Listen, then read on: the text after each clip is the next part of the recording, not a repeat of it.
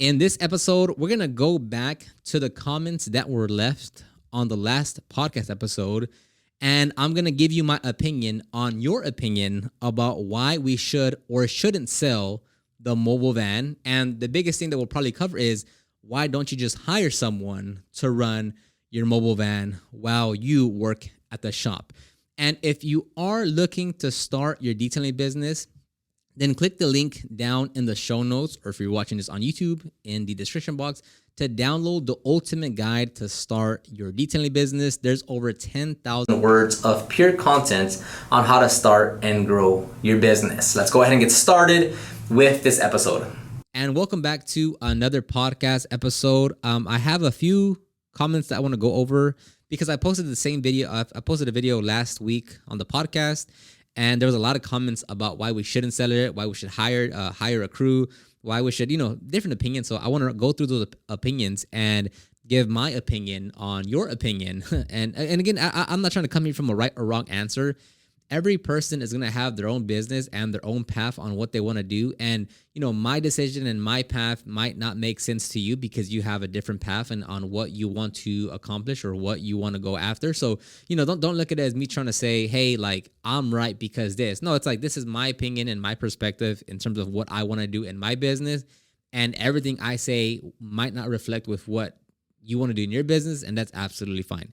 So we'll go over to Instagram. I have a dedicated podcast page for my Instagram. I have a dedicated Instagram account for my my podcast. So I just posted clips there. So here it says, bad decision. Hire someone to run mobile for you guys. Keep growing. That same person commented down on a conversation saying, as far as much as his company makes, keeping a mobile would just generate more. It would just market his business more and get more clients into the shop. That's just my opinion. I feel like he would blow up even more. This other one here says, why wouldn't you just hire someone? Ideally, you do the correction and coatings in-house and then offer mobile maintenance washing. If we go over to YouTube right here, here's one that says, do you not have a mobile maintenance detail plan for clients who want it once or twice a month? We are shop-based and mobile only for, and these are sometimes a little hard to read. We are shop-based and mobile only for maintenance details. To us, keeping the mobile van is huge. Plus, if not, it makes not that it makes a ton of money, but it also keeps the customers coming back and keeps you in mind for other services like PPF, tint, wrap, and coatings. Another comment right here is you should hire a different team to focus on solely the mobile detailing side. It's an investment, but that can lead to more revenue and growing your company more. So and I can go to TikTok and read similar comments of like, why don't you just hire someone?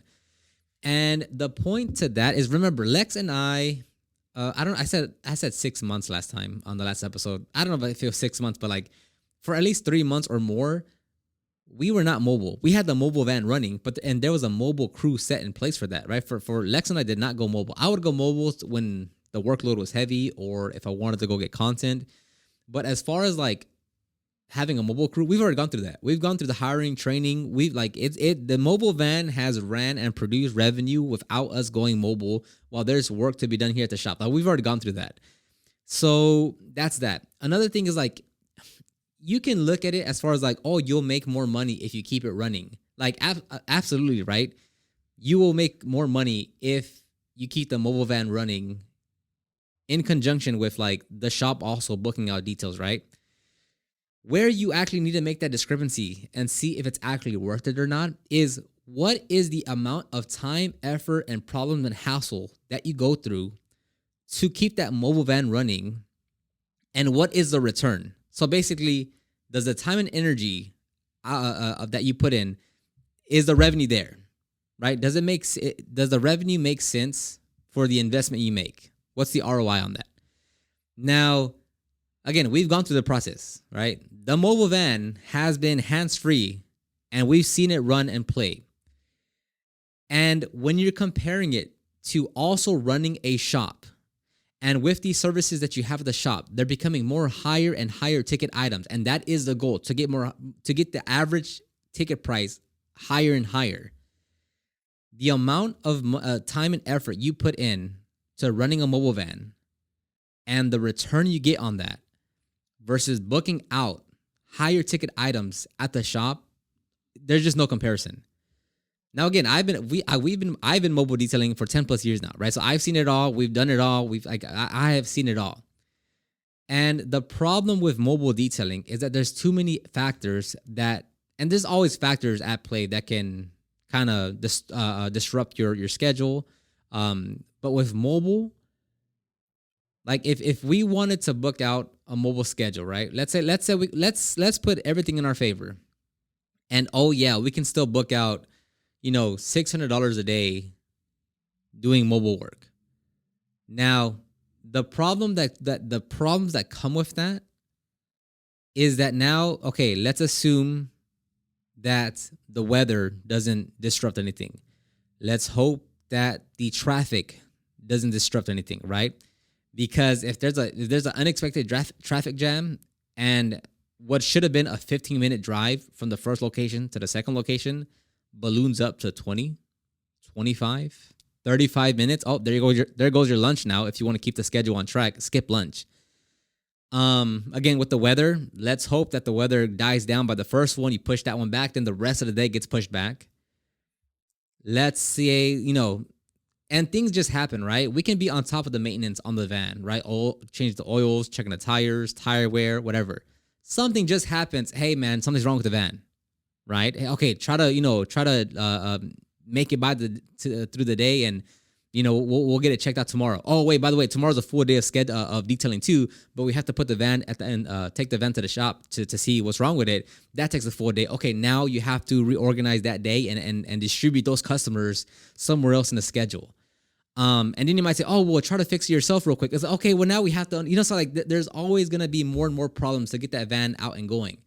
On top of that, if there's a small error, right? I don't mean a big error, but like, hey, for some reason, the generator's not starting, right? Maybe the battery died on it, right? As far as push to start, okay, now bring the generator down. Oh, hey, by the way, all the cables don't extend all the way to the ground. So unplug some of them first, bring the generator down, pull some of those cords to make it reach all the way to the ground. Okay, now, pull the generator and get the day started like that. It's still a simple solution, but it's like these are small extra steps that you have to worry about. And there is a significant difference between when you're a mobile detailer and you're running the mobile van, than when you're trying to hire a team and you're trying to teach them how to run a mobile. Like it's a completely different thing, because it's now not just about detailing a car. Right now you're entrusting someone, right, to drive a company vehicle across the city to a customer's location, right? And again, like this is when someone says like, oh, why don't you just hire someone to run it? It's like, bruh, when you're running a business, if you're just working by yourself, it is no problem whatsoever, right? Because it's just you, right? Whether the schedule's booked out, whether, like, it's just you're dealing with yourself. There's no issues. You're not dealing with anyone, right? Whether you're hiring one person or three people, like that's when things start to get a lot more complicated, because you're dealing with another human being. You're dealing with their emotions. You're dealing with their own problems. You're dealing with that is what you bring on when you hire someone. So if anyone ever says like, oh, we'll just hire someone and let them run it, it's not that simple. Especially if you're doing things properly, of you're interviewing the proper person, you're actually onboarding them, you're actually training them, you're actually wanting them to improve and get better, and actually show that like, hey, like we want you to become like the best that you can over here, right? That takes a lot of time. And it's not like, oh, let's just hire someone and send them out. No, that means we now have to take time out of the shop, at least a minimum of 3 months, to start going out mobile again, train them, take them through the ranks, show them the little in and outs of what we do. Even if everything has the SOP and everything is written out, we still have to take them through the training, because we want to make sure that they are set up for success, and that like we actually took them through the proper procedures to get them trained up to where they need to be, right? And it's like, it's not as simple as just saying, we'll just hire someone and let them run the mobile van. It's not that simple. The hardest part about running a business is hiring, training, and managing individuals. That's going to be the hardest part. If you're just detailing by yourself in your shop, in your mobile van, very easy, right? You go through the problems, right? You can do it because you're the business owner. Of course, you're going to handle the problems. Of course, you're going to manage and overcome these things. Like, you can do it because you're the business owner. But when you hire someone, and now you're saying, hey, yeah, like you're going to leave the shop, you're going to drive there by yourself on your own, no one overseeing you, and you're going to do this work, that becomes a completely different ballgame. And on top of that, right? If we have a mobile crew running, right? Let's say that we want to expand to the mobile crew, right? And we're also working here at the shop.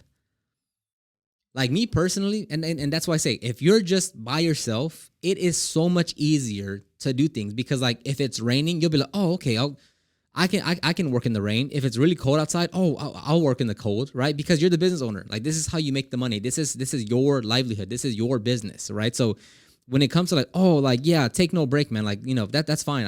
I'll skip out on break to keep on working to finish this car on time. Oh yeah, I'll work in the rain. Oh yeah, I'll work in the cold. Oh yeah, I'll work when it's extremely hot because this is your thing. This is your way of making money.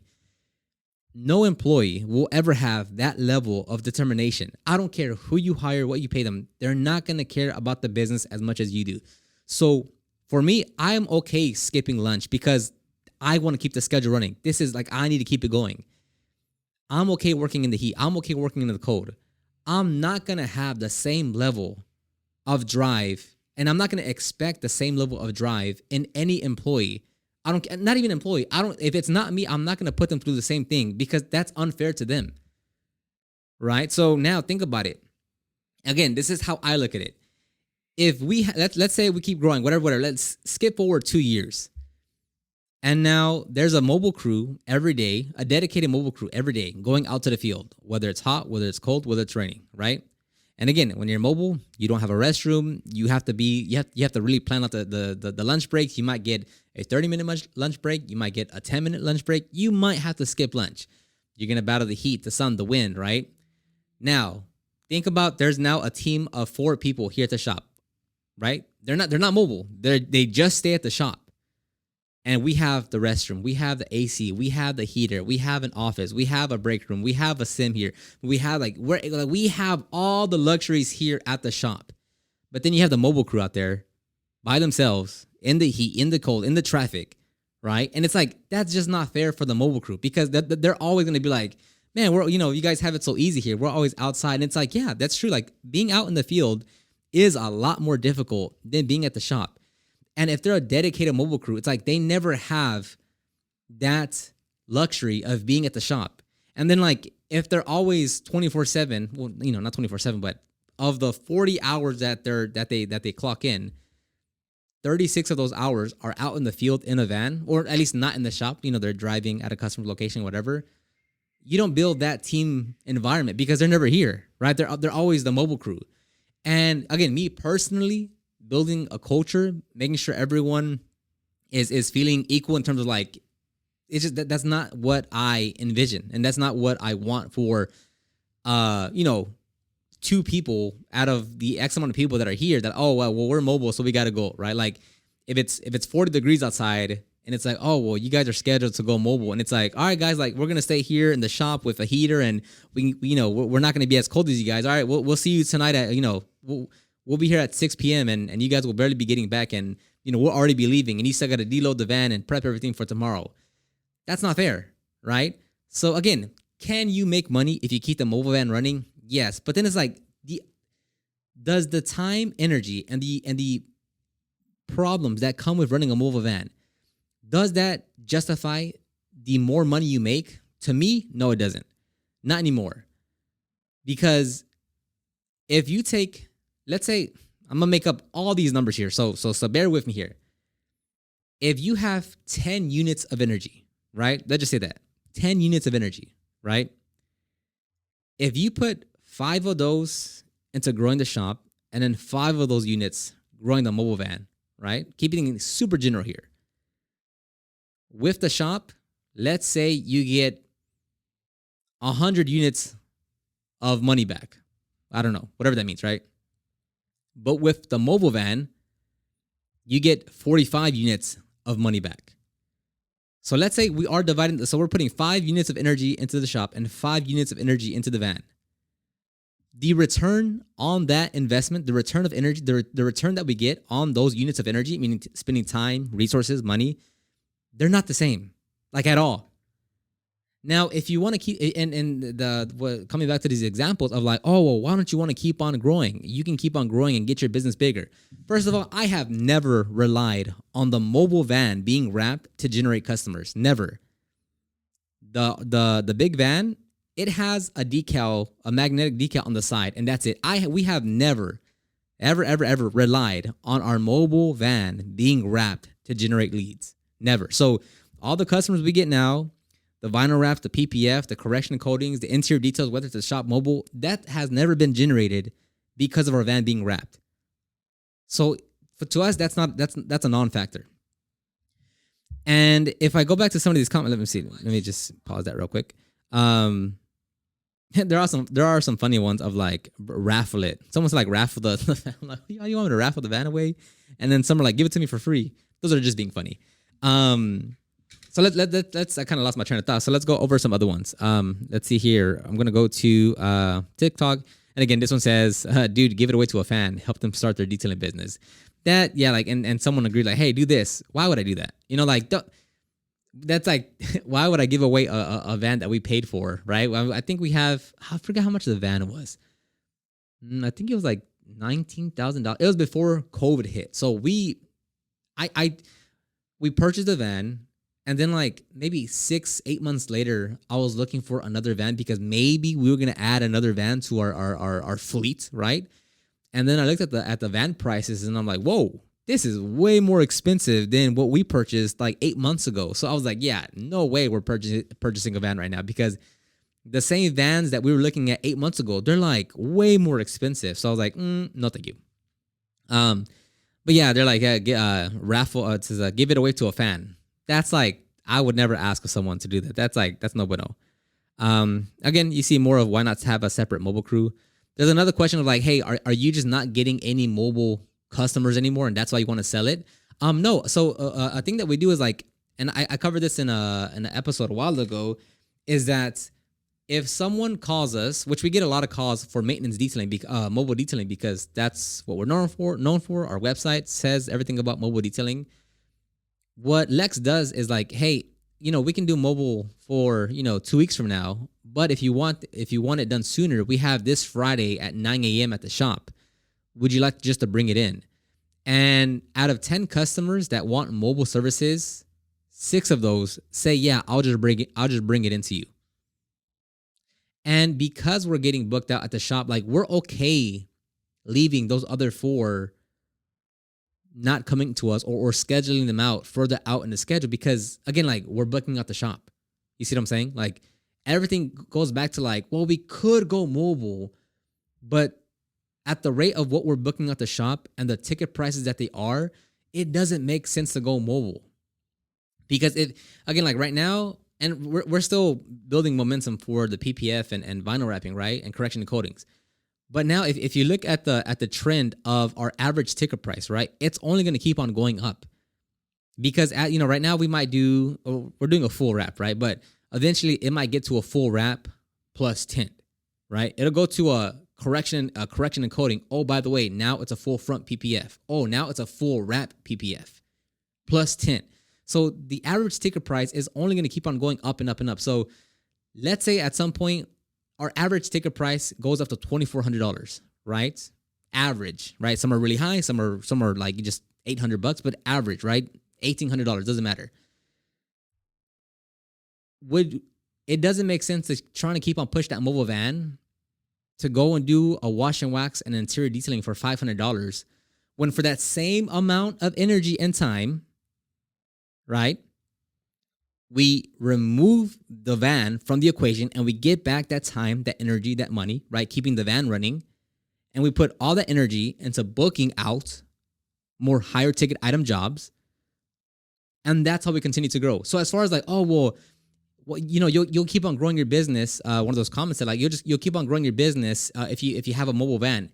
It's like, you can grow your business either way you want, right? So instead of continuing to try to push the mobile van, it's like, well, again, we take that same amount of energy, same amount of time, same amount of resources that we would put into training someone, hiring someone, paying for the car note, the insurance, the gas, the maintenance, the keeping the inventory checked and filled and everything. We take all the same amount of time and energy, we put that into the shop, And now if you got, 1.5 times the return on investment mobile, you just increased it to 4 times the return on that same amount of time and energy that was spent already on the mobile.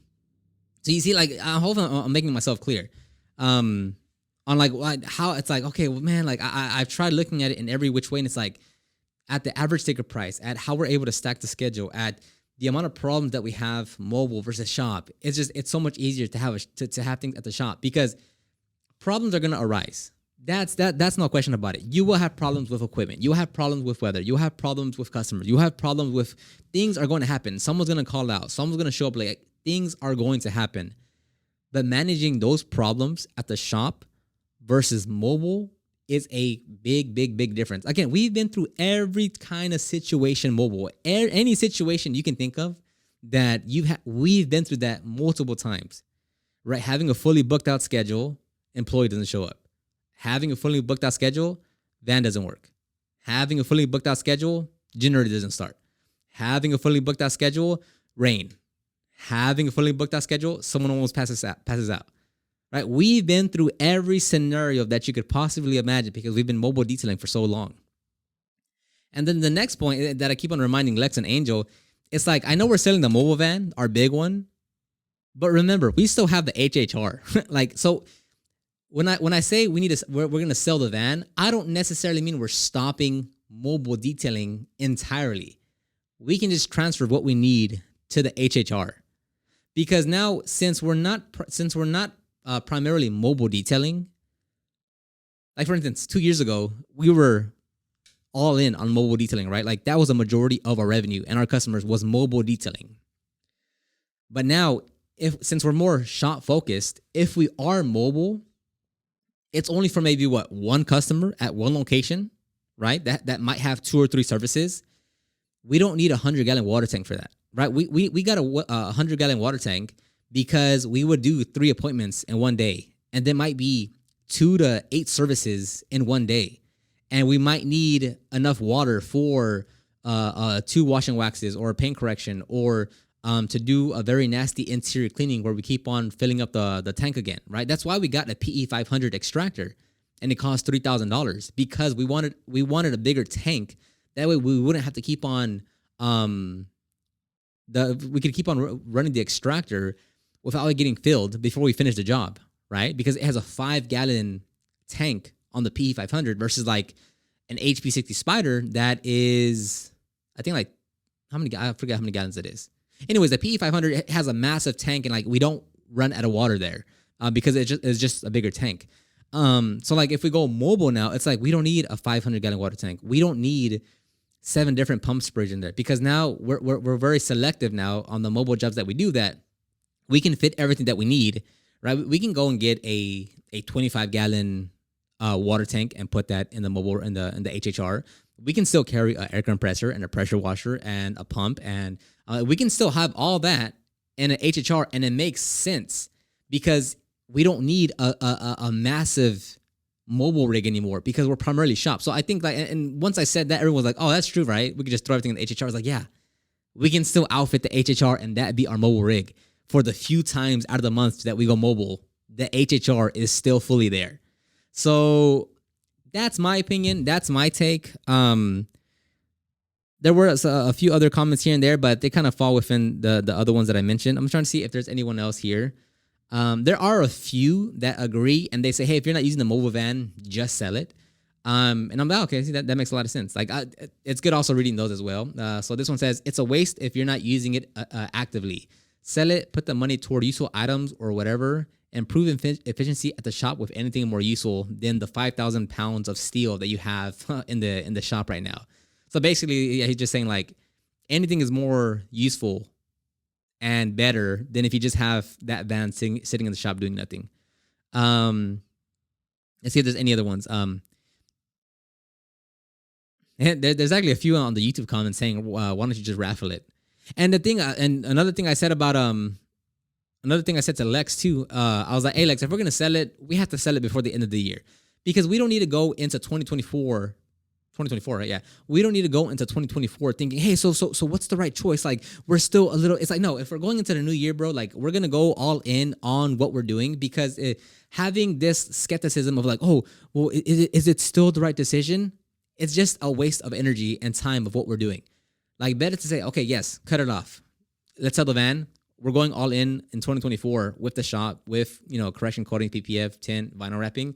Versus if, on January 7th, we're like, oh, bro, so do we still sell her, or should we still go mobile? It's like, bro, scratch that. Just forget the mobile for now. All in on shop. So I think that's also a very important thing, that if we are going to sell it, it has to be before the end of the year, because we don't need that thing floating in our head of like, oh, well, is that not a good decision? Bro, whether it is or not, take action and figure it out later. And like I said, even if we want to go back to mobile detailing, or still include mobile detailing, we have the HHR with us still. And we still have the 4Runner. If like push come to shove, we still have the 4Runner. We can take two vehicles out. Not that they would, but I'm saying, like, if it needs, like, we have two vehicles basically.